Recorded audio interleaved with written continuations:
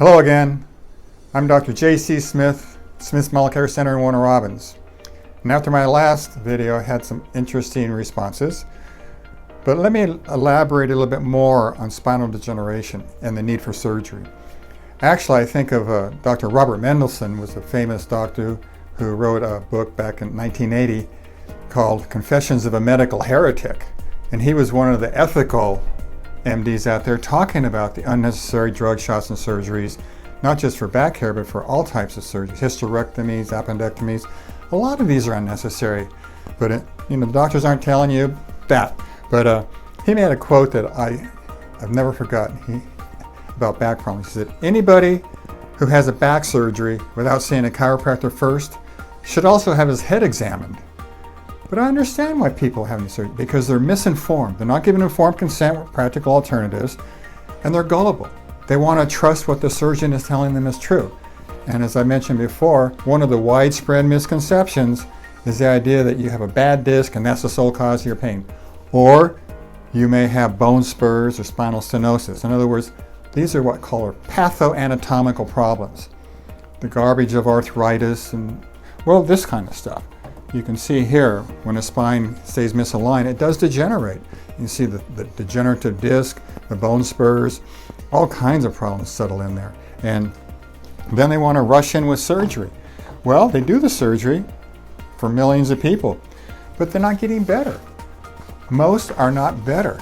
Now this was an interest, I want to read to you a guideline that the Agency for Healthcare Policy and Research, a 23-member panel of experts headed by an orthopedist, Stanley Bigos, who conducted the most in-depth analysis on acute low back pain that confirmed the rare need for surgery. This panel also endorsed manipulation as a quote-unquote proven method. This was in 1994 when this agency, under the auspices of the U.S. Public Health Service, issued a remarkable study recommending manipulation over medical treatments and before. So here's what their guideline revealed, the ugly truth about spine surgery. Quote, even having a lot of back pain does not by itself mean you need surgery. Surgery has been found to be helpful in only 1 in 100 cases of low back problems. In some people, surgery can even cause more problems. This is especially true if your only symptom is back pain. How many times has your surgeon or doctor told you that? Never.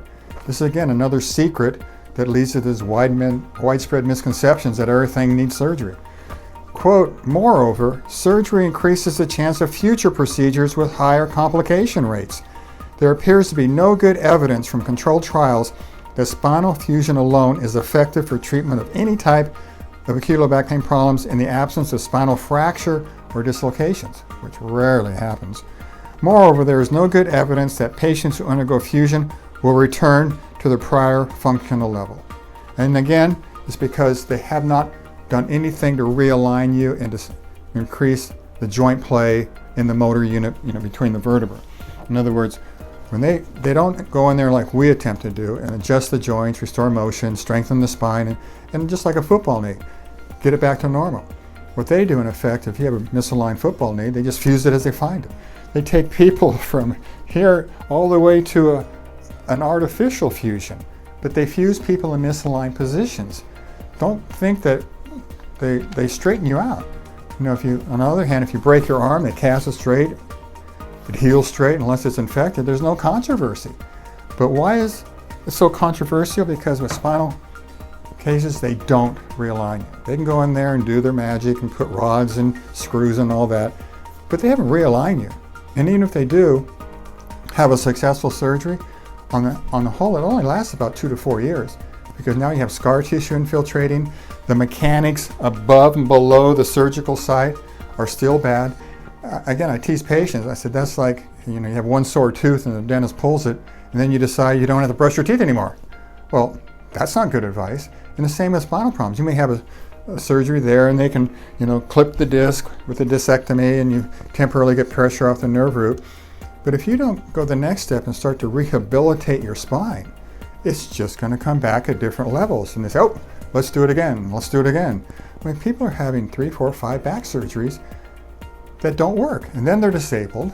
Then they get addicted to the opioids. And then their lives just go down the toilet. I've seen this too many times. Actually, suicide is the big net effect of many of these failed back surgeries, let alone heroin addiction.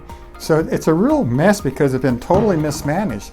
That's why there's a lot of guidelines out there now. The American College of Physicians, the AMA, the FDA, numerous foreign countries have established guidelines, and all of them across the board say the same thing.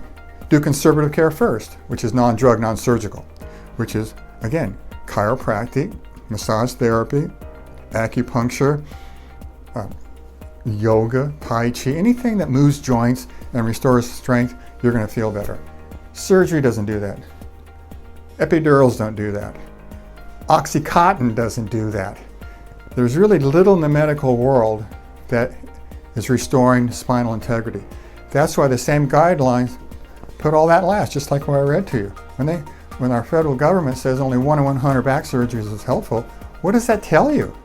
Yet, what I've learned, and you've probably learned this too, is that the medical world, the spine care, they don't follow guidelines. They follow the money. And there's a lot of money in spine care. The average back surgery for a single level is $77,000 according to the Mayo Clinic. There's a surgeon across town, I will put her x-ray up, and he did a total fusion of a woman's neck, $250,000. And she had no gross symptoms, no neurological deficits. She just had a stiff neck. Her atlas needed adjusting. But oh no, he gave her the voodoo. Don't go to a chiropractor, he'll make you worse. If you don't have my surgery, you'll be paralyzed. So what he did, and this x-ray should shock you. It's happening everywhere, not just here. He did a laminectomy, take the back half of the vertebra off. In other words, if you can see, here's a normal with the tails. The tails are missing here. They actually take it off. That's one way to relieve joint pressure, is just to remove half the joint. But he did it to her whole neck, put rods and screws up and down her whole spine. And I have 2 other patients, he did the same thing for $250,000. These people are totally disabled. Their lives are gone. It's just amazing what they're doing to people. But they do that. And they don't give an informed consent. They see a chiropractor first. They scare people, they lie to people, and they profit by it a great deal. This is the back surgery scam that happens all across this country. So, if you want to avoid that for you or your family members, put aside your chirophobia, all the negative lies you've heard from the medical world, and believe me, there's a lot of them. I've heard them all myself. And go to your neighborhood chiropractor, come see me if you're in town here, and let us teach you the real cause of back problems and how you're going to have to be involved to stabilize and rehabilitate your spine. Just like if you're a football player. You've got to do your half and we'll do our half, and that way you're going to get stabilization. Otherwise, thanks for listening. See you next time.